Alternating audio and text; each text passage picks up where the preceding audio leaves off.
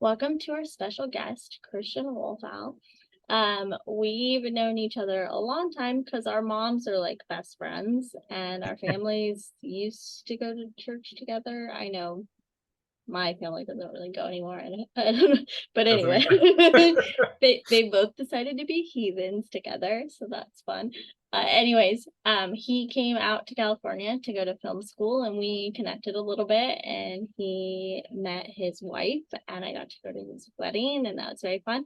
And now he lives in Lexington, Kentucky. Georgetown. Oh, Georgetown. Okay, I was thinking maybe I'm near Lexington. Anyway, maybe They're I close. yeah, okay. And he works in the news, and he worked in the news in Roseburg, California before Kentucky. Ready.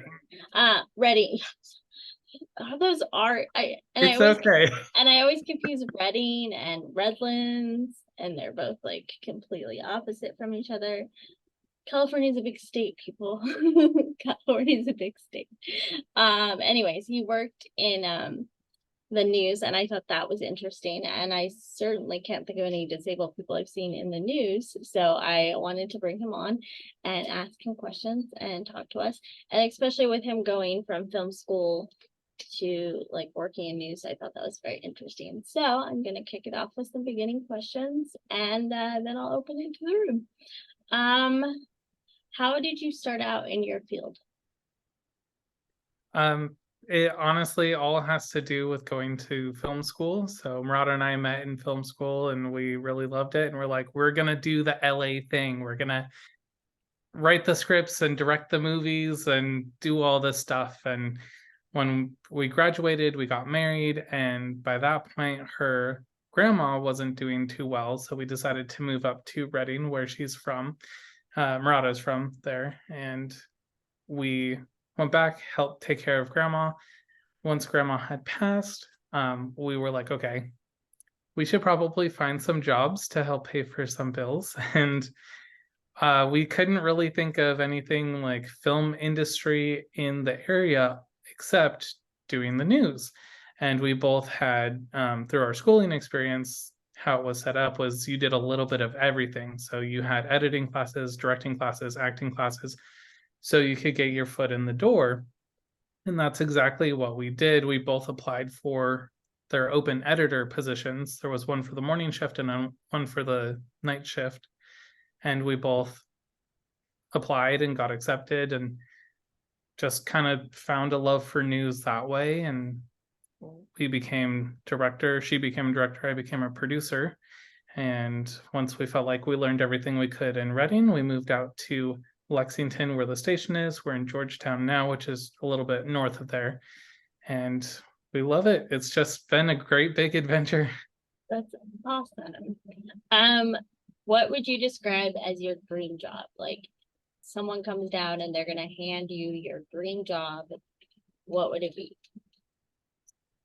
I think it would be a combination of what I'm doing now and being out in the field with a reporter doing special projects, going with them to the interviews, making sure that everything is written and sent back on time, and being able to do a live interactive show like that. Now, for my performance friends, I asked them what type of five things do you keep in a rehearsal bag or performance bag? Do you have a like a work bag that you take with you that you keep five things in? No, but my fingers are very dexterous, and I always am hooking. You're carrying five things? I'm always carrying things into work, and I always look ridiculous. And I'm like, I should just get a backpack, but I refuse. I don't know why. But the things that I'm always carrying with me are a water bottle, maybe some other sort of drink. Dutch Bros just came out here, so we've been going there very regularly. My AirPods, we do a lot of Zoom meetings like this throughout the day, and I don't want to bother the newsroom. I have a book that I bring with me. If I have time, it depends on the shift that I'm working, and most of the time it just ends up sitting on my desk. And then, you know, phone, wallet, keys, sort of stuff. That's awesome. I have always joked that I need to go to like Africa and study how they balance things on their heads. Like that's always been my like disabled joke. Like I need to just go spend a year. And like we recently watched something and they were showing like big boxes on these like women's heads and like crates and you're like, yeah, I need to do that. Also, for those of you that don't know, Dutch Brothers is a coffee chain. I don't know if it's hit you on the East Coast, Michaela, but I know that we have it in Northern California. That's as far as I've seen it. But I know a handful of people that completely love it and will drive hours to get it. So yeah. Um so all right, next question. What advice do you have for someone who wants to do what you do? I would definitely ask a lot of questions for someone who is in the market that you're looking at. News is notoriously portrayed as something that makes a lot of money. Not saying I'm not paid well, but it's not like doing the nightly news with Lester Holt or the big shows like the Today Show or Good Morning America. Like those people get paid a lot. They're working with the national branches. I work at a local news station, which is pretty low key, pretty mom and pop sort of feel for the most part. We do have an owner. Scripps News is our like overarching person, but it doesn't pay as much as everyone thinks it does. So it really has to be kind of a passion thing. And I didn't have a passion for news until I started working in news. So not that you can't develop it, but definitely it's a changing art form right now and there's a lot of uncertainty in the field. So if you're going to do it, know what you're getting into. Did you do Channel 3 News at Lincoln Middle School? I did do a little bit of that. I have a coworker who says that he's been doing news since he was 12. And I was like, okay, Ricky, if we're considering that, then yeah, I've been doing news since I was 12 too. And for the listeners, the Pullman Middle School, I don't know about the high. I worked in this classroom, that's why I know about it. And the kids put together a news program and they would do stories. So like with my connections in LA, I knew some actor friends or like people in the gaming industry, and we would put them over some sort of video chat platform because Zoom wasn't a thing at the time, and we would try to do interviews with them. But it's very well done for like, and I think that the teacher that did it while I worked there did a great job, and I'm sure it's still being carried on real well. But yeah, I think my brother did it as well. It's one of those cool classes that I think Pullman offers for kids, and so that's why that was Christian's start in Well, and then in high school, we did, it wasn't an official news program yet, but our teacher was working on making it more newsy. It was just like a infotech sort of multimedia class, and we ended up doing a lot of things for a website that he was creating to get more excitement around sports and band events and just school events in general, and that kind of also helped. oh, I'm so sorry. Hold on, everyone.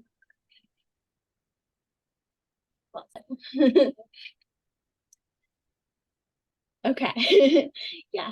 So, what is your favorite like thing that you've done at work? Like, have you worked on a segment that's your favorite, or Yeah, I get the opportunity as a producer to work on a show every day, and I organize the stories and I write the stories and I do a lot of research into everything. And there are other elements that come together from reporters, and I put them together in the order that I want to see it. But a lot of everything else is my input, how I want to see it, how I think it should go. And I can really help build up some of those stories that we get. Last year, I submitted for an Emmy, didn't get it, don't get too excited. But one of my favorite pieces that I worked on last year was we had, for the Super Bowl, they had hyped up that there was going to be a translator for the deaf, and then they didn't show her hardly at all. And so she was from Kentucky. We did an interview with her talking about that story. And went to the Kentucky School for the Deaf and talking to students there about how they felt about the representation and if this is moving in the right way, even though she wasn't shown as much as she could have been. And with that, I was inspired to, if you've ever seen the show Switched at Birth, they have an episode in there that starts completely silent. Actually, I think the whole episode is silent and it has subtitles. So I was inspired to do a similar thing, start the newscast completely silent with subtitles for the audience saying that this is intentionally left without audio. We had an interpreter help a deaf person sign the script to the camera and introduce a story. And then there was a lot of signing in the story as well. So that was one of my favorite pieces I did the whole time. That's really cool because Gallaudet, that's how you say it. That's in Kentucky, right? Is it Kansas, Kentucky, I think that's Missouri. Missouri? Yeah, there's Kentucky School for the Deaf though, which Oh, is you do have from kindergarten through college. that's awesome. That sounds like a great piece. If you can still watch it somewhere, I'll definitely go find it. That's so cool. And it's so sad that they didn't show her more. Yeah. What the heck, Super Bowl? What the heck? What is one thing you wouldn't change about yourself? One thing I would not change about myself. Yeah. Oh, I don't know. There's a lot of good things. I think I do well with stress, which is good in the news because a lot of things come in very last minute and you have to be able to really adjust. But it's also been something I've really had to learn how to do better in my job.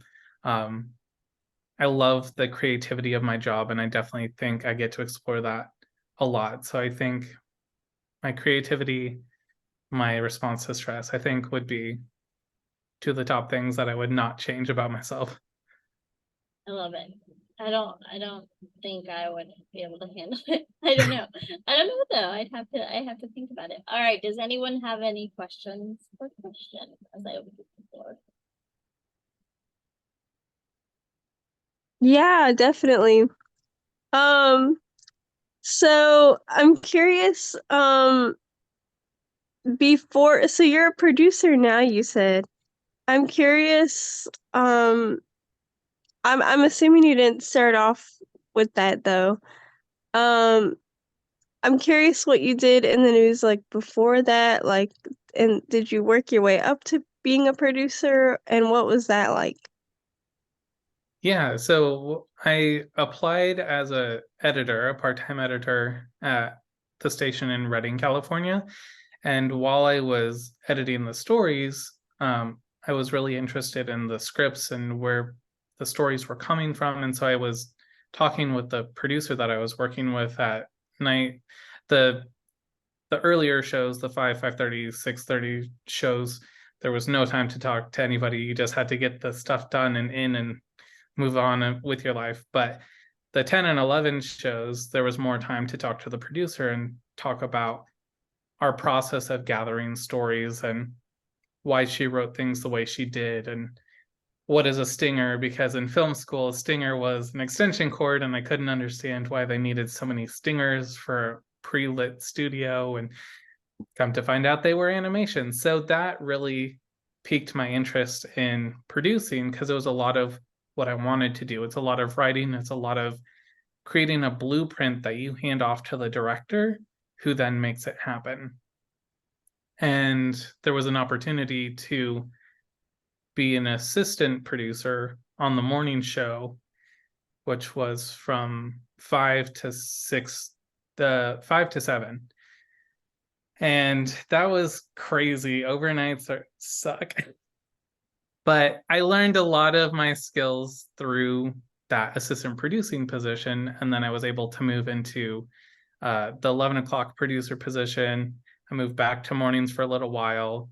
And then when I felt like I learned everything I could at the station size that we were at, Rod and I both said, let's go find somewhere else. So we found Kentucky, and it's a bigger market, more resources, and we absolutely love it now.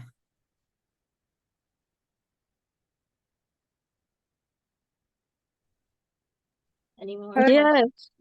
Oh, No, go ahead. I was just gonna see if there was any other questions. Go ahead, Kayla. yeah. And then my other question was, so you've talked about it for sure, but I'm curious, could you go a little bit more in depth? So it seems like as a producer, you're kind of conducting a lot of this, like you're a conductor in a way. Um, but can you walk us through kind of like your typical day as a producer and what that entails? Because sometimes when I hear producer, well, it depends on if it's like in the news or film or whatever, but sometimes when you hear producer, for me that sounds a little like ominous, like what do you actually do? So in the news you kind of touched on it, but yeah, I'm just curious, like in your day to day, what does that look like for you? So like most film, I think in like theater producers are mostly like the money, right? Like, and so yours, I'm assuming would be different is what we're thinking about. Really different, and as portrayed in movies and TV, usually who you see is an executive producer or a showrunner who's doing the running around craziness. And I do have some of that, but not a lot of it. So when I come into work, we'll have a meeting about the stories of the day. What are the reporters covering? Who are they talking to? What is their plan as of right now? Things change, and they often change a lot, but that's how we start the day, with just what's going on so far. I sift through national stories and regional stories. I look at a bunch of our NBC partners. We're an NBC station. So if we have a story that we want to pull from Louisville or Cincinnati or something, we can do that through our NBC partnership and also through CNN partnerships. And I'll look for content that way, see if there's any press releases that came in. We're always listening to the scanners and viewers who call in, giving us tips that way of things that might be going on in the community. And we divide up the stories throughout the day. I work on weekends, so a lot of the stuff I just decide where it goes. When I work Monday and Fridays, it's more divided out. It's more pre-planned of, okay, this is the biggest story of the day. This is going to run at 5, 6, and 11. And once we have all of that together, we decide, okay, what order in each show are these stories going to go in? Who's writing it? Where is it coming from? Where's the video coming from? Where's the information coming from? Is there anything that we need to fact check? Is there anything missing? It's a lot of going back to your basic elementary school, who, what, where, when, why, how, making sure that you got the whole story there, and then just making it easy to understand for the viewers. It's playing to the lowest common denominator, making sure there's no question what the story is about. And then after all of that's together, after all of the pre-planning, which is most of the day, we do the live broadcast. And so in the booth, I'm sitting right behind the director, watching all the cameras, watching the prompter, making sure live shots are there. And then I'm timing the show as well. So we have to end at exactly 30:04, 6:30:04. I got to make sure we hit that on time. Otherwise, we start getting into issues with commercial breaks. Yeah, the timing thing seems stressful. So do you guys find that you often have to like cut stuff due to timing a lot? Absolutely. There's so much that the goal is the audience will never know what they would have missed out on. That's always the goal. We wish that we could show every story every time exactly how it's planned, but an anchor may read slower. Somebody maybe trips or sneezes. I don't know. Something happens. A live shot goes down. That's happened to me on many occasions. So it just depends on how the show is structured and what you have in there. And we call it light or heavy. How light are we? Are we 30 seconds light? Okay, let's have a chat with the weather. Let's bring in that time there. Or if we're heavy, a minute heavy, let's kill out this package, which are like pre-produced mini movies. You know how like when a morning show is on and then they show those like very short news clips like in between and they'll be like, we'll be back in like 30 minutes. Do you do things like that? Not really. A lot of those are sponsorships or something like that, Oh, or okay. PSAs. So we, unless it's like an internal promo, which we do on the weekends for a show called Best of the Bluegrass, we don't really do a lot of those. I'm so always like, you told me this like 10 minutes ago. Like, what is the point of so many of these? But it, you know, I'm sure someone needs it. So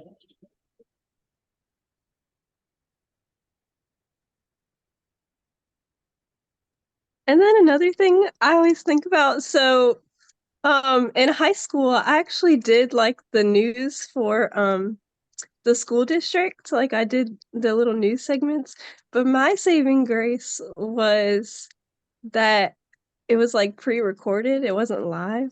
Thank God, because I don't think Mm. ours wasn't live either, was it? At Lincoln, I think No, no. everything was pre-recorded. Yeah, yeah.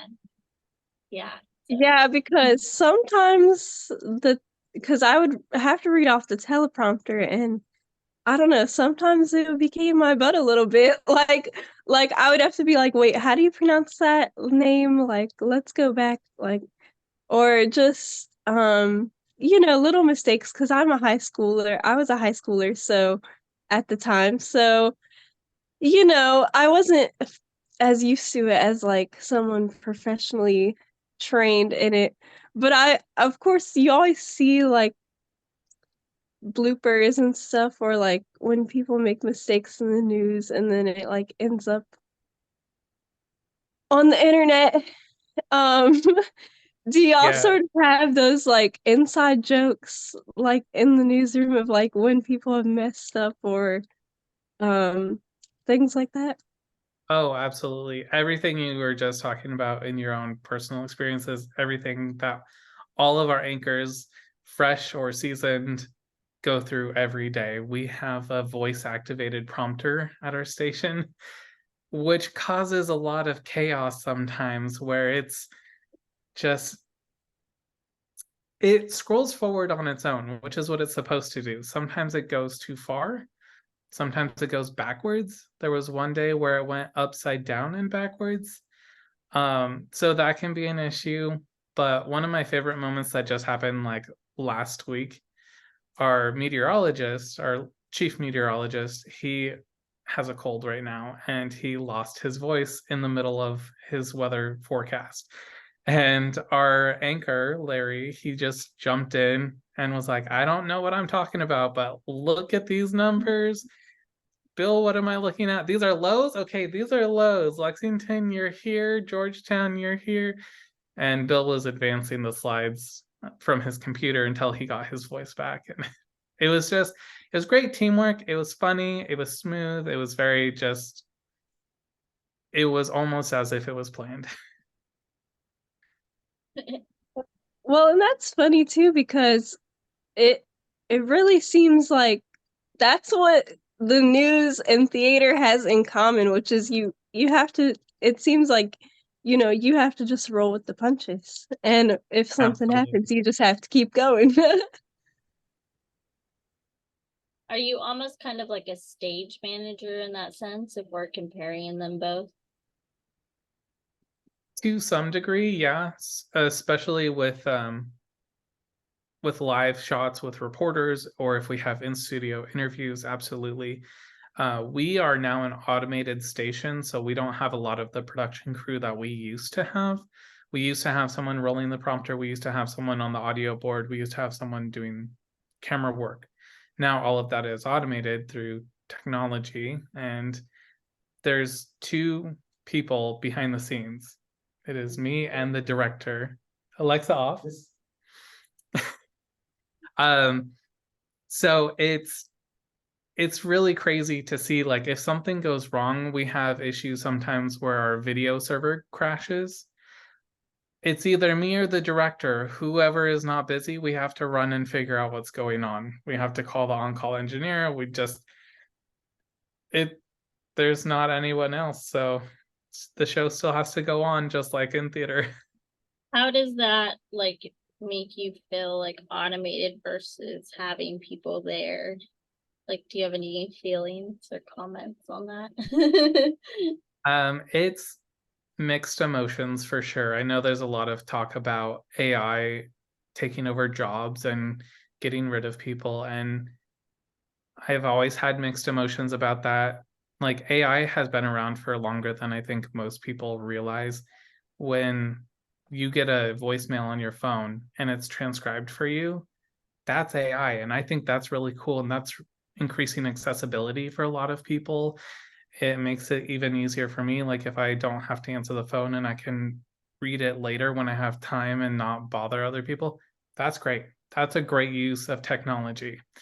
We have a lot of that. Like, the voice prompting frees up a lot of people when it works well. Like, I don't have to babysit it. I can go off and look at other stories, or I can fix a graphic that was mistyped, or I can do a lot of other things with my time. But we did lose a lot of people to that. We lost about 15 to 20 people in our production department.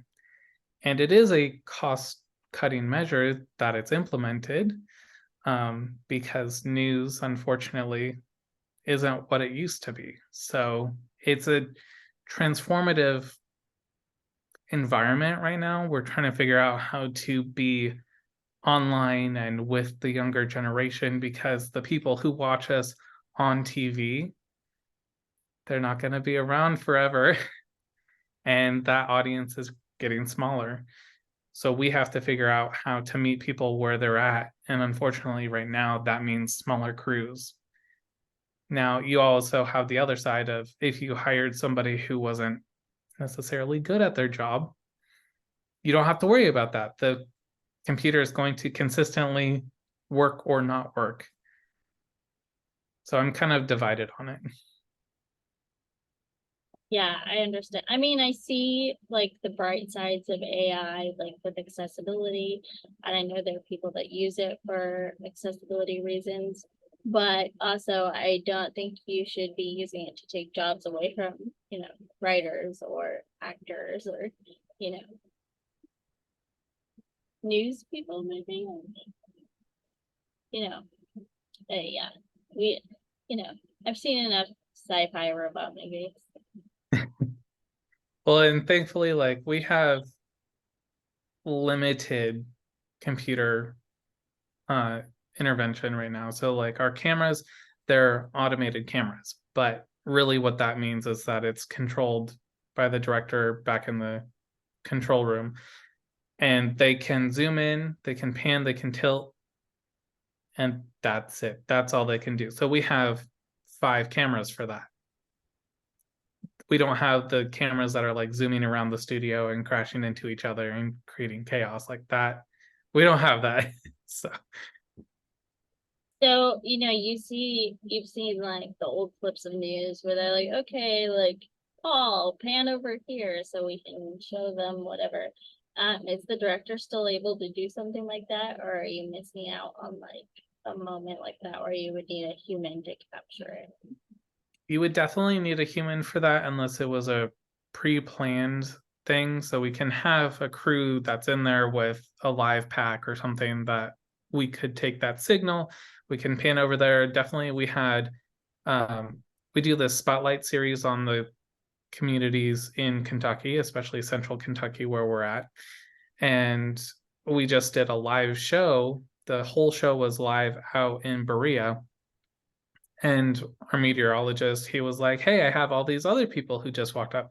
So we did have a live camera operator pan over and show the people and do all that. But anything in studio, the cameras are literally right next to each other. They don't move very far. You have this shot or that shot, or maybe like a halfway in between shot.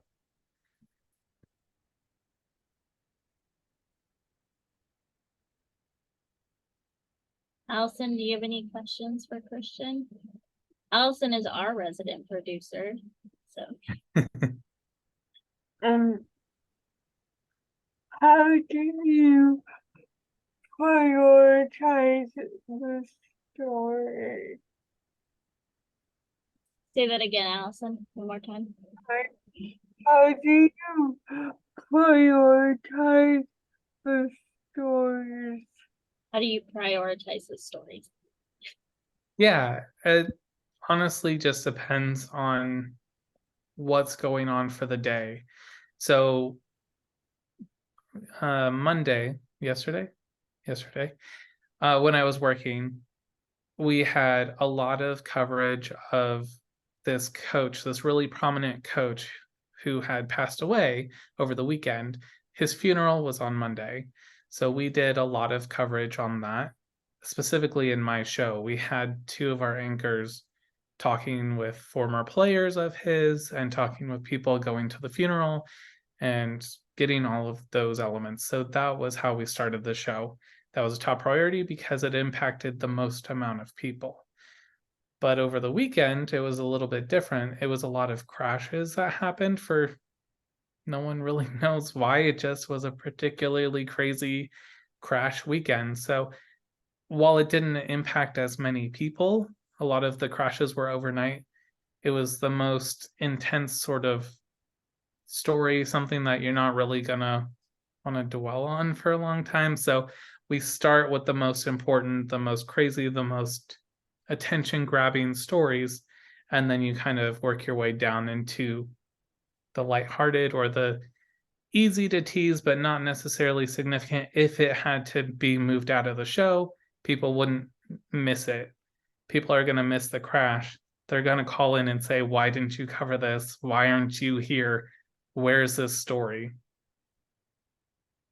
Do you get a lot of like phone calls of people saying, why didn't you cover this? And some of it's like kind of crazy. We frequently get a lot of people who tell us you're not covering this story, and they'll either send us a link to someone else who covered the story, or it'll be something that they just missed in our newscast or on our website. And we're like, I don't know what you're talking about, man. We were there. But on the other side of that, if there's something happening and there's no news crews around you, and this goes for everybody, and you think it should be on the news, call the news station. We probably don't know about it. We get a lot of the information from scanners and from the public. So if you want to see the news there, call them, send them an email, find them on Facebook. Like, you're going to be the one to get the story on air because there's no way we can be everywhere all at once. Like, it's just not going to happen. That's really great advice.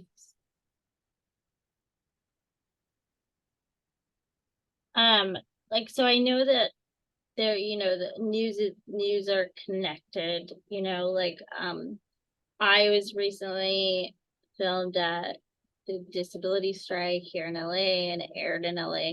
Then all of a sudden I'm getting a call from my uncle who lives in Colorado and apparently we're on the news there. How does that work? Like, do you go through those things? How do you know when to like get a news story from somewhere else, or like how does that work? It depends on who you were interviewed by or if you were just at the background of the story. If that was KABC, that is a ABC owned and operated, meaning it is only ABC. There's no other company with it, and they're going to be sending out all of the West Coast ABC content to all the West Coast stations and even to the East Coast stations, actually. So, and then the NBC station on the East Coast does the same thing, and there's a couple others across the country. We have access to those videos through a website where you can go and look at all the stories happening nationally. And if something's making national news, there's probably going to be a story on it. You can pull it. You can decide, hey, this is a national news story that needs to be in our show. we're going to put it in our show. And you just download the exact same version that ran in your local news, and we can modify it if we want by cutting it down into what we call a vosa, where a package is usually 130, a minute 30 or longer, with multiple interviews, a lot of reporter track. But when you cut it down into a vosa, it's just video that the anchor talks over, and then 1 or 2 interviews, and then the anchor kind of wraps it up. So it just depends on how people want to use it. And is that something that's part of your job to go through and figure out if you want to use it?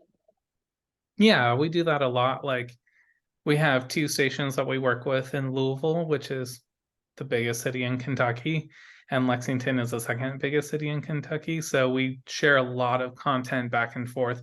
So if we're having a particularly violent weekend with shootings or something, and they also happen to have some shootings, we might say, hey, I'd love to get some of the information you did. That interview that you had was really awesome. Could we use that to kind of beef up our coverage of what's going on across Kentucky? Because it's not just a here situation, it's also over there. So interesting. Any other questions for Christian? Yeah, I have a couple. So another question that I have is to go back a little bit to the question of, like, when people contact you for a story, sometimes I've heard of situations where, or like they kind of did this in my hometown, where like if you felt like you were being scammed, or like, I don't know, something like that, you could contact the news and they would like investigate it or something. Or like situations where someone feels like an injustice has been done to them, and like if they don't feel like they're being helped by like other entities, they're like, well, maybe I should contact the news and see if like they can like talk about it or get involved. Do you get a lot of stuff like that where it's like something where someone feels like they've been like wronged or like some kind of injustice or scammed, and they're like, well, let's see what the news can do, like maybe Like- if the news like shines a that- light on it or investigates it, Like- do you get that type of thing a lot? Like the Tom Smith investigates this weekend. Yeah, like that, those whole segments. Yeah, we do. And with that, I'm going to amend a little bit of what I said earlier. Absolutely call the news or send us an email or whatever if you feel like it's a newsworthy story. However, before you do that, one, make sure that it's not like an emergency. Like, we get a lot of calls from people saying, I can't find my kid, or I think I'm being stalked or something. I can't help you. I am a news producer who sits at a desk all day. I cannot help you. If you feel like something is an emergency, call the police, call 911. Even if you think that the police are the ones after you, call 911. We cannot help you with that. It is not our jobs. We're not equipped to do anything with that. So that's step one. Identifying if it's like. So does your missing children, just to like add and kind of help out, does the missing children, person being stalked, whatever story, do you get those stories straight from police typically? We will not report on it if we don't have a press release. There are some exceptions to that rule, but unless we have something from the sheriff's department or the police department, we don't cover those, for the reason of, if we covered every single one and everyone's found in 5 minutes, it doesn't become news. It's no longer significant. If there is that one case of somebody who's schizophrenic has walked away from their house and they don't have their medicines and they could be in danger, like, those are significant, and we do cover those. So it's not all cases, but in general, contact emergency services first if you feel like it's that urgent. If you cannot wait, call 911. Yeah. If Yeah. I mean, if I it, also think that could be like a safety issue, right? Like if you posted about a woman stalker and she gave you all the information and she just told the news, like you're not offering any protection to her. You're just putting it out there for the world. So yeah, I mean, even if you have, poor feelings or whatever you think about the police, if in any situation, you should definitely call. There are times that you need to call the police. absolutely. And then the other stipulation I'll put on this is for people who feel like they've been wronged by somebody else in a civil case. So and so said so and so did this to so and so. We're gonna try to avoid those as much as possible because that becomes a case of he said, she said. Who's right? I don't know. That's up for the judge to say. I believe you. I believe all of the things that you're telling me. But being part of the news and being fair and open media, I also have to get the other person's point of view. And if they disagree on every single point with you, there's no value of putting it out for the public to see. How is this helping anybody? It's just airing your dirty laundry, and that doesn't help anything. Now Just there are go ahead and submit that to Judge Judy. Like, don't bother Christian. Like, get one of those TV judges to take your case. yes, and they exist for that reason. And now there are exceptions again to everything. We've been covering this case where this woman has been in jail, and she said that the lawyer that she was working with, the Commonwealth attorney, wasn't treating her fairly and was exploiting her in sexual ways. And she said, that's not right. This shouldn't happen. And now he's been impeached and removed from office, and he's now facing criminal charges. So just use your best judgment and decide if this is actually something significant. If Betty hit, Gabby across the face, I'm not going to cover that. But if there was a knife pulled at school for bullying, we're going to cover that. Now, the school stories, like, I mean, I was just reading one where a teacher gets in trouble for teaching this book about racism because it made, white kids feel uncomfortable. How does a news outlet like you get that story to cover it? Does someone call in and be like, this happened or does the teacher call in because she feels wronged? How does those kind of stories usually get to you? A lot of different ways. Social media, we're always scouring social media. We're always making our way into those private Facebook groups to find out what's going on. A lot of times with legitimate reasons. So there's a lot of parents who are at our work who have kids that go to that school. So they're in the parent chat or whatever. And so they may see something that way. Or somebody calls in and says, this happened, and I would like you to look at it. And we do. Or we'll call the sheriff's office or something to try and confirm the story. Sometimes the teacher reaches out.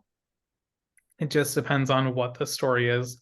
We had a teacher who, I believe he's gay, and he was feeling very conflicted. He had won an award for Teacher of the Year from the governor, but then there was a SB 150 that came down, which was really hard anti-trans legislation for younger kids, and he felt very conflicted about that. So he reached out.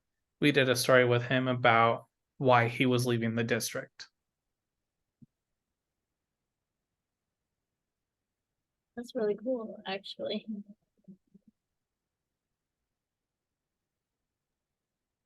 And then I did have one more question.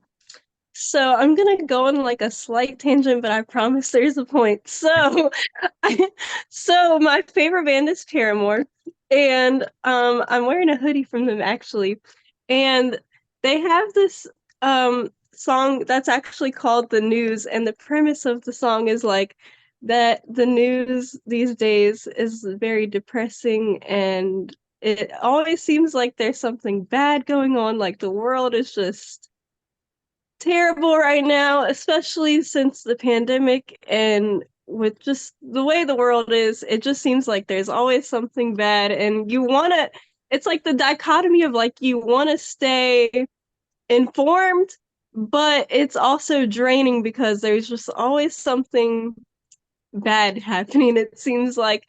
And so it's kind of like the song is like turn on, turn off the news. Like you turn it on because you want to be informed, but then you get drained and you turn it off and it's like I want to be informed, but it's really heavy. And then they also have another song called Rose Colored Boy, and the music video for Rose Colored Boy, the premise is like they're reporters and they're like television news reporters, and it's when you're on TV, you have to have this like persona kind of, and you're very like positive most of the time. But then like again, the news can be very draining and it can take a toll. And so when you're not on the air, they can kind of be like these not very happy people. So it's kind of like that persona versus like the way it can kind of drain you. And I'm curious, do you, as like someone who works in the news, do you often feel like drained by it with like knowing everything that's going on and a lot of it's not good? And have you noticed that with people in your workplace? Do you guys talk about stuff like that? I don't know. But also you're more local news, so my perception is like I think national news is like where it can be like very depressing, and then local news has more like it seems to me like more positive, like y'all can have more human interest, local stories that can be positive, so maybe it balances out. I don't know. I'm curious what it's like for you mentally with knowing everything that's going on, and in today's world is everything is feels so chaotic. What is it like for you and your coworkers? Yeah, it's I think you said it best with the word dichotomy. There is a lot of bad news, and there's a lot of bad news that we have to cover. And sometimes it's easy, sometimes, it's a crash. Crashes happen a lot. It's unfortunate to say that, and I don't like that they happen. But for me, they're very formulaic on how it goes, what we do. I send a reporter, I send a photographer, they talk to the people on scene. I call the duty commander, he gives me information, we put it in a script, it goes on air. It's very everyday sort of stuff. We do cover a lot of national news also, and there's a lot of bad national news. There's mass shootings, and there's hurricanes, and there's earthquakes, and there's flooding.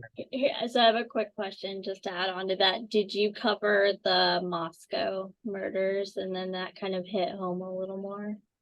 Absolutely. And to hear, national NBC reporters saying there hasn't been a murder like this in 75 years. And I'm like, that explains a lot, because that's my Yeah. entire life of I've never known something so dramatic to happen in that small of a Yeah. town. So in case you guys don't know, there was a murder of college students in Moscow, Idaho, which is a very small college town about 5 miles from Pullman, Washington, where Christian grew up and my family lives.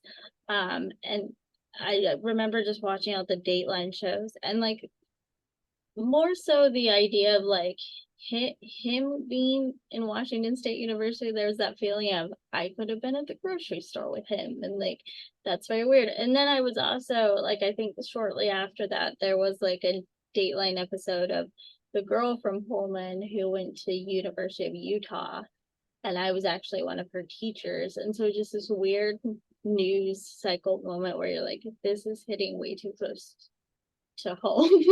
Like where most of the news, I think that you can, you're like, oh, like I know as much of, like I remember being really affected by 9/11 in my town because I had just been to New York and been to the two towers.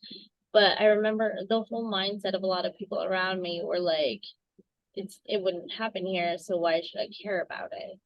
And I think that can happen to people. They can become like, or they think most crime happens in big cities. That would never happen here. At least that's what I would get from, I grew up in a small town, and then like some big murder happens and you're like, oh no, what's happening? But yeah, like, anyways, I'll let you answer and finish talking about your feelings on that. So while there's a lot of bad news like that, and it can have a really big impact and it can have a really big personal impact, you don't know how it's going to affect you until it happens. It is a news cycle, and like how you live every day, you know that when you get into your car, you could die in a crash, you could hit somebody, you could do a lot of things, but it doesn't stop you from going about your day-to-day life, because there are those positive moments, and we have segments specifically dedicated to that to make the news less intimidating for people, because it can be broken up across multiple shows. So we have a Positively LEX18 segment, we have Heroes Among Us segment, where we talk about those good stories in the community. And we do have that luxury as a local news station where we can talk more about these community events. They're both, weirdly enough, just as hard to cover, because if you have a happy story without any substance, you can't cover it. I'm glad Nana's turning 100, but if she didn't do anything in 100 years, I can't do anything with that. So it can be equally difficult covering those types of stories. So you do have to have that balance of, the top of the block is going to be the harder news, the crime, the Moscow shooting, all of that stuff. And then you're going to work your way into teasable, upbeat, sort of interesting, save the coral reefs, or, whatever story it may be. Now, would you say the anchor, like a lot of the anchors or on TV personality, do a lot of them have like a theater or acting background? I know most of them go for journalism, but do you think acting and that sort of thing helps you to want to be like an anchor or work in news in general? I personally don't know anybody who has an acting background in that. I'm not saying that it's not possible. I have a background in film. This is the most on camera that I'll do, though, so take that as you will. I don't think it would hurt, because you do have to have a certain appearance with the community. You don't want to make the news scary. You want to make it informative and specific, but you don't want to, sensationalize and scare people. There are times where you need to say, we are evacuating, get out now. And there are times where you say, this is 1,000 miles away. You don't have to worry about it. We're just telling you what's going on. Being able to have that control of your emotions, I think, would be beneficial. But a lot of anchors, I think pretty much every anchor, has had to go and cover these stories firsthand as a reporter first. So they know what it's like to talk to the families of victims of violence, and they know what it's like to go to a disaster scene and see the destruction firsthand. So there's a lot of sensitivity and connection there that they can get across to the community to share, where are we? What's going on? How should I be feeling about this? All right. Does anyone have any more questions for Christian? I don't know. I just had this thought of like, I think as like a person who's like in theater and film and stuff, like, I don't know, I would look at some of these stories and I would think, dang, you should turn it into like a play. Some stories are really interesting. Maybe that's my theater brain. Do you ever think that sometimes when you see a story, you're like, wow, they should, Absolutely. And yeah. when I was in school in my freshman year of college, I misread a news headline because I was looking for a story idea, and I came up with a short story script. But I will tell you about two of the craziest stories that we've covered recently.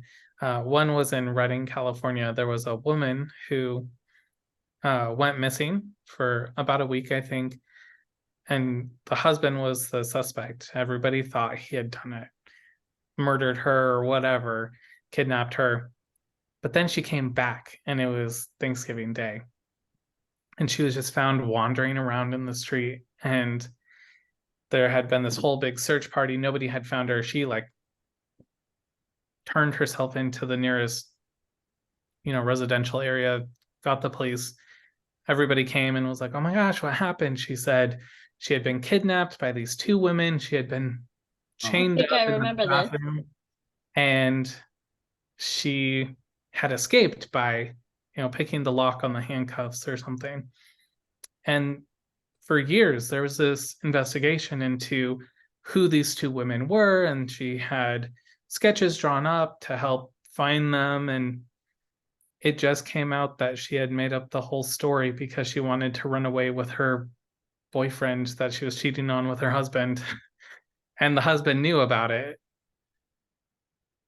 And then the other one happened here in Kentucky and is still going on, actually. There's this woman, Crystal Rogers, who is missing, and she's presumed dead. It's been several years. Her boyfriend is her ex-boyfriend is one of the main suspects, and the FBI just came out last year and started digging up his driveway on one of his more recent properties that he built. He's a real estate agent, and we assume that they're looking for her remains or any sort of evidence that may lead back to him having done it. So those are some of the really crazy stories that we cover. Wow. Yeah. Wow. Sometimes it seems like these real life stories are more crazy than fiction, than theatrical. Wow. More theatrical than theater. Wow. Wow, wow, wow. Yeah, what's that one where like they let their kid hang out with the older guy? You just like watch it and be like, what? I was watching the like documentary series. They're just like screaming at the TV the whole time. Like he told you he has to sleep with your kid for comfort, for therapy, and you're letting him. Like what? Yeah, people. Do you have a favorite like feel good story that you've done? Yes, it started out very, very sad, but it turns into a good story, I promise. Okay.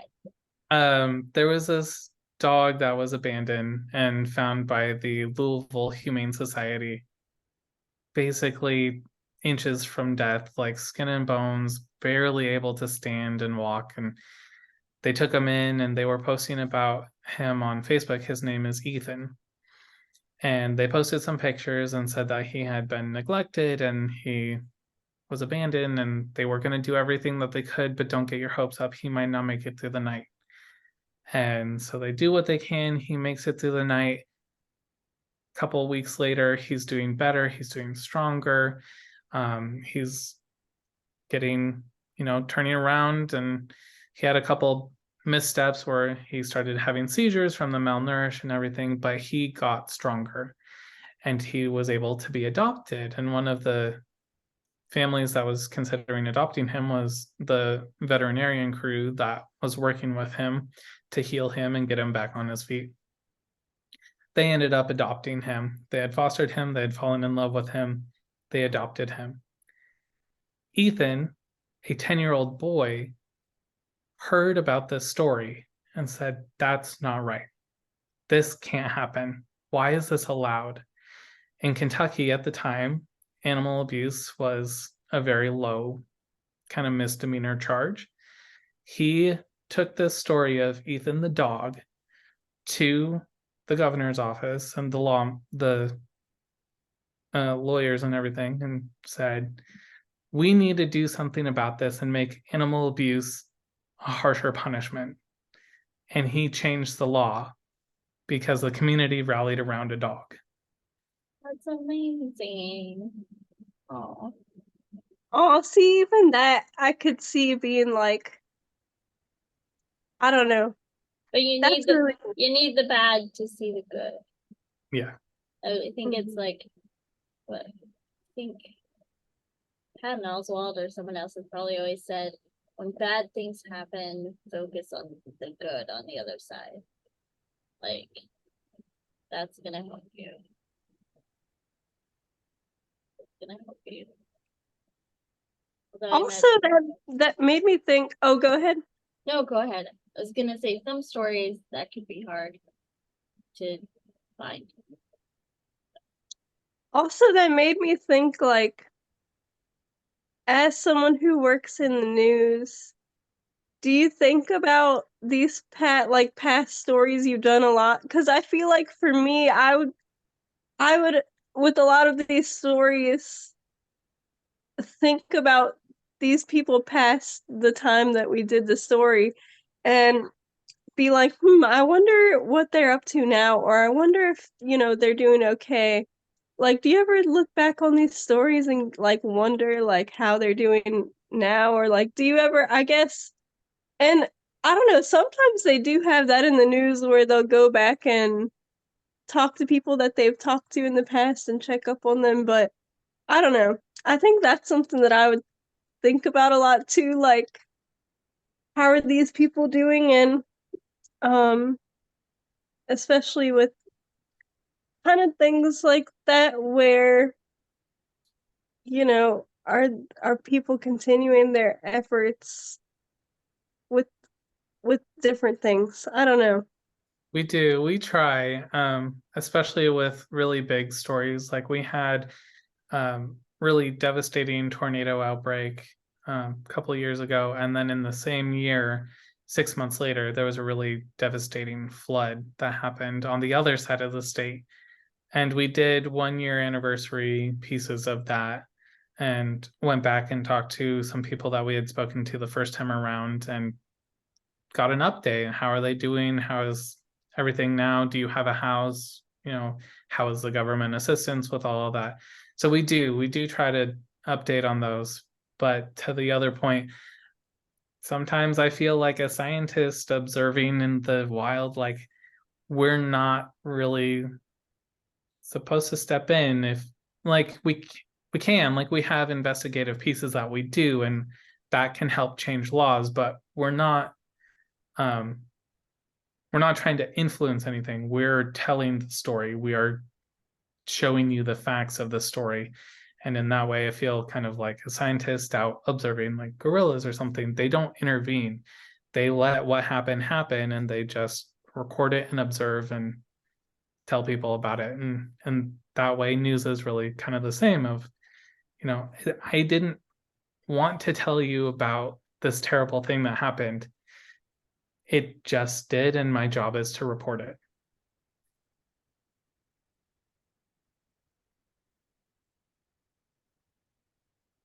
All right, any more questions for Christian? I think that's all my questions. I think. Have you ever gotten like a government official or somebody like high up in the world like get mad at a story you've done? People definitely get mad all the time. I can't think of specific person. I know that when like we're doing political stories right now for our governor's race, so we have to be very, very careful about how we cover those. And our governor is seeking re-election, so we even have to be really careful with how we cover just his general day-to-day events that we normally would cover pretty regularly. A lot of them can be campaign drives for him, so we don't want to show more of his campaign drives than his opponent's campaign drives. So we have to kind of make those decisions on, how are we not going to piss off a lot of people Come off by as going to biased. one over the other. Yeah. Ooh, that made me think of something else.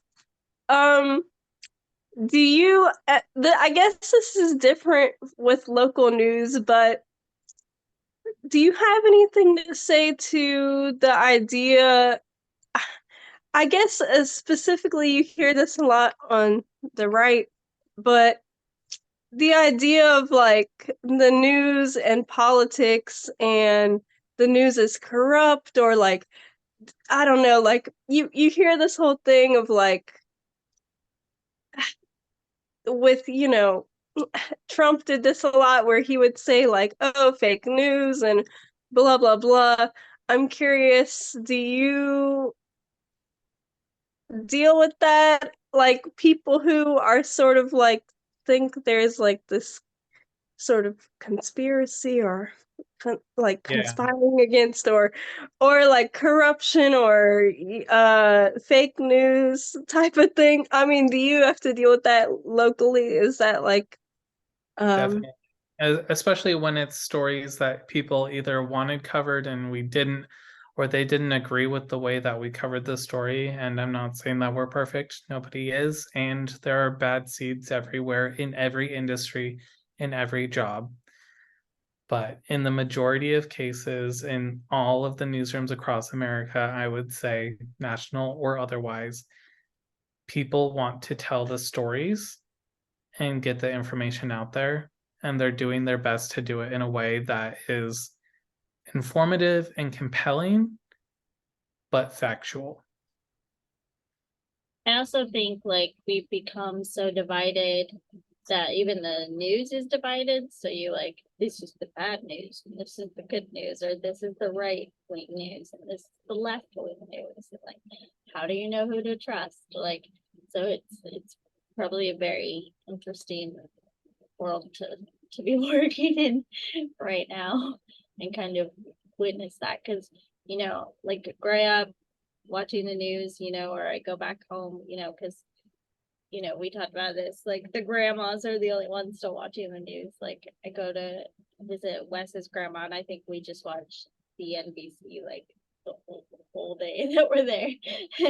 And like, so I think, growing up, I thought like the news is the news. Like everybody watches the news. Like some people watch NBC or ABC or whatever, but the news is news. And then, you know, well, I remember going to like a talk about um sex trafficking with a friend. She had to do it in college at the Huntington Gardens in Pasadena, and these three women talked. And I remember this woman got up. She said to the third speaker, the way you spoke was like the level of Fox News. Like she was using this huge insult. And that was the first time I ever thought of like news it's being different than other newses. And then I think, of course, the last election, it's just become totally And I divided. would say if anyone's on the fence about what's happening with the news and who to trust and where to go, look at how they're writing their stories and who their sources are. Reputable news tells you where it's coming from. I will write my stories to say, Governor Bashir said this, police told us this, a witness on scene says this. If they're not telling you where their sources are or who they are, they don't have to identify them by name, but just where that information is coming from.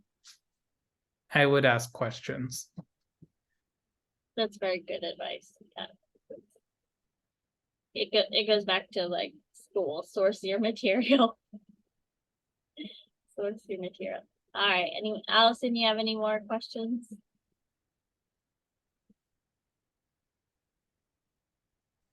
um well, I will say that didn't make me think of one other thing that I meant to ask earlier, but let me see if Allison has anything to say.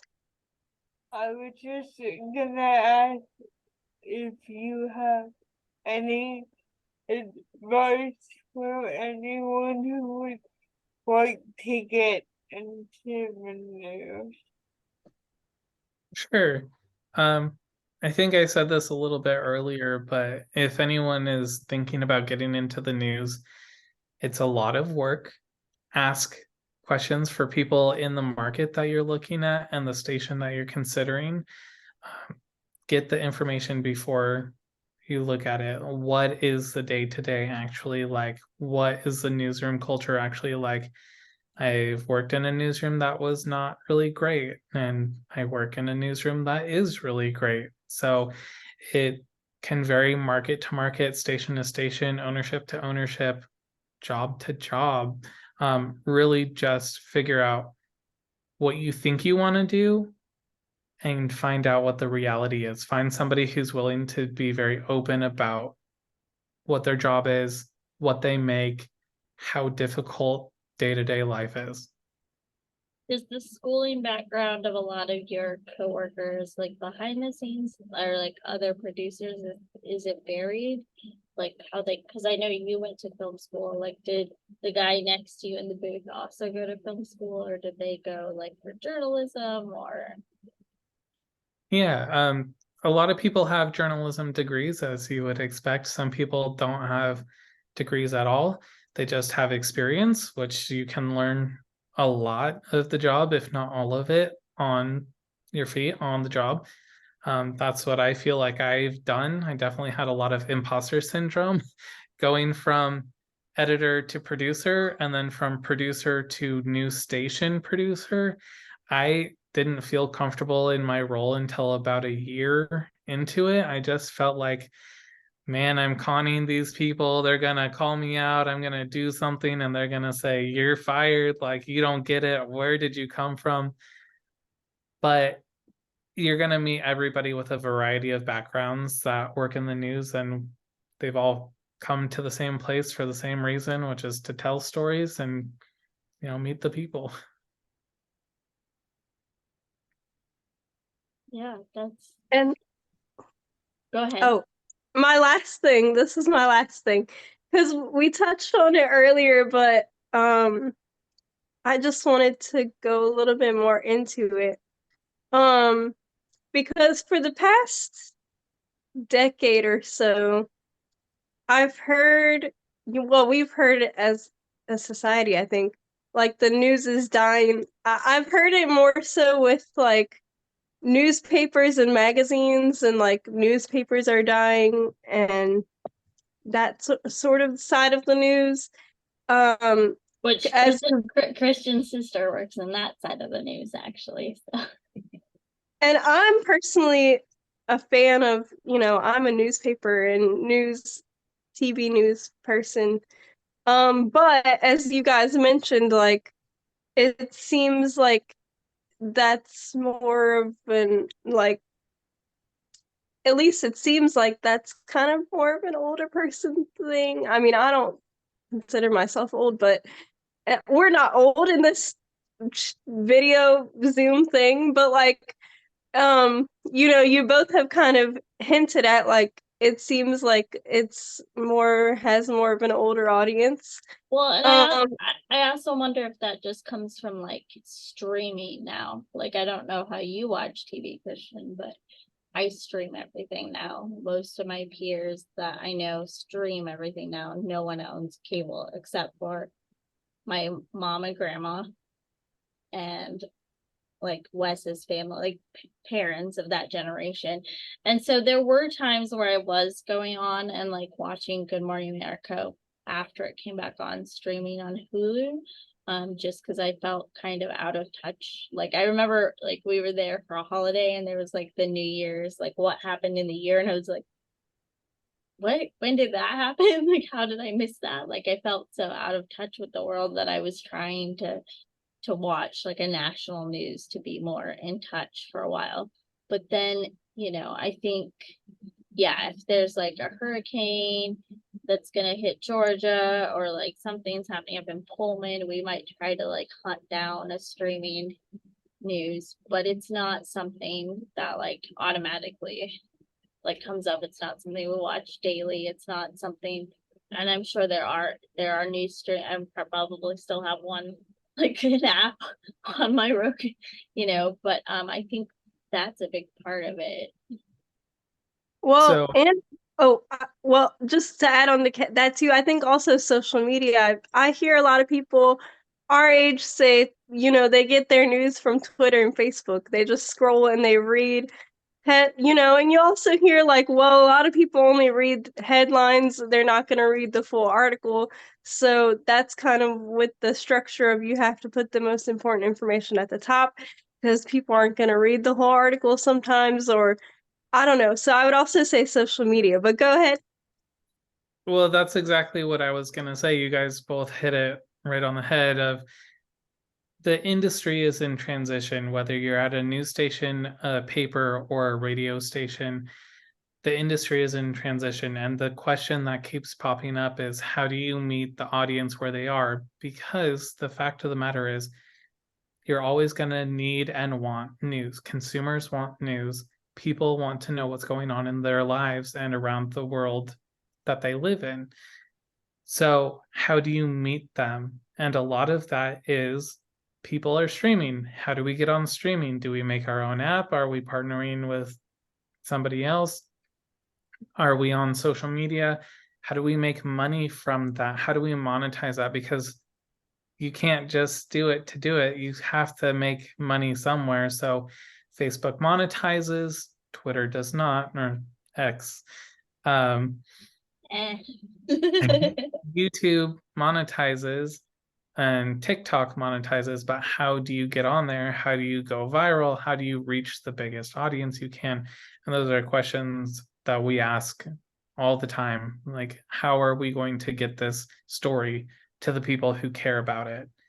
And I don't have the answer, but it's definitely something that is coming up a lot. Yeah, that's really interesting because if I think back to like 9/11, for example, um, I was getting ready for school. Well, we were actually talking about this. My mom thinks she was still asleep, but I remember her coming in telling me that the World Trade Center was on fire. And I was like, oh, okay. And I went about my morning, but I went in, I think went in and ate breakfast in the living room because everyone was just glued to it. And it was live. We're watching this live news report. And then, the news literally showed us all like the second plane hitting, and like if something were to happen like that, it's not like I would wake up in the morning, it would automatically be on my TV. I would have to go hunt for it. I would have to like, someone would have to tell me like turn on, it's not just there for me anymore, which is sort of interesting to think about. Christian's gonna make us all go back to watching the news. Well, and also something else that we do is a lot of people download their favorite local news station's app, and then we send out push alerts. We try to not overwhelm consumers with the number of push alerts that we send, but for the biggest stories to get you to look at it and click on the article and see what did I miss? What's going on? Because in this day and age, most people have phones and it's in their hand, and if they're watching the football game on streaming and you send out a push alert with some breaking news, chances are they have it in their hand with them.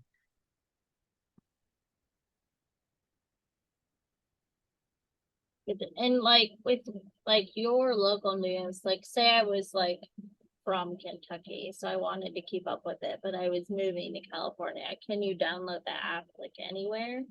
Like, Yeah, so I have multiple station apps on my phone, and so I get a lot of the same push alerts. So I have the Associated Press, NBC, ABC, all on my phone. And then I also have KRCR, where I used to work in California, and then their competition Action News. And then for my current market, I have our LEX18 app, and then one of our bigger competitors, WKYT, I also have their app. you're spying on them. Spying. All Hey, right. sometimes they get a story and we need to know about it. I mean, it makes sense. Makes sense. All right. Any last questions for Christian before we stop going on tangents about the news?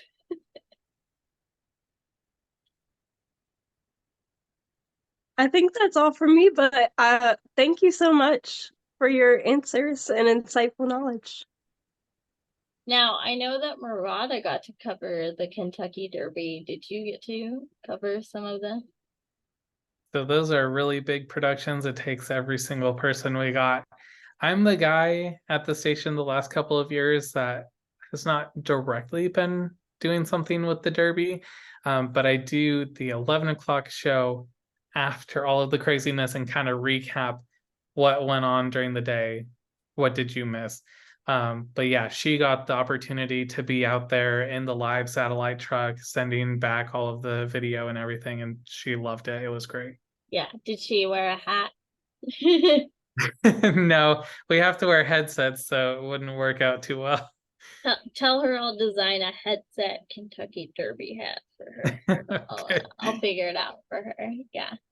All right. So the last question before we let you go, unless anything else pops up. Is there anywhere on the social media that people can find you if they'd like to find you with questions after this podcast? Please don't tell him your news stories or anything like that. Just if you are interested in getting in the news, do that. Although I did contact him one time about asking if he could talk about my disability film challenge, because they're always like connect with people in the news, and I'm like, the only people in the news I know is in a different state, but I'll try. So yeah. But yeah, Christian, where can people contact you? I'm not really on social media that much. I have 2 different Facebook accounts, one for work where I just follow all of the police and sheriff pages and I don't accept friends on there. And my personal one, which if I don't know you, I don't accept you, but maybe you could send me a message. And then I also have Instagram and Twitter. Twitter I use mostly for work stuff, but if you sent me a message, I would probably respond to you. Instagram, I rarely on there and I post pictures of food. So you can contact me and then I'll relay yes, it to Christian for you. All right. Well, thank you so much, Christian. I really appreciate you coming and doing this interview.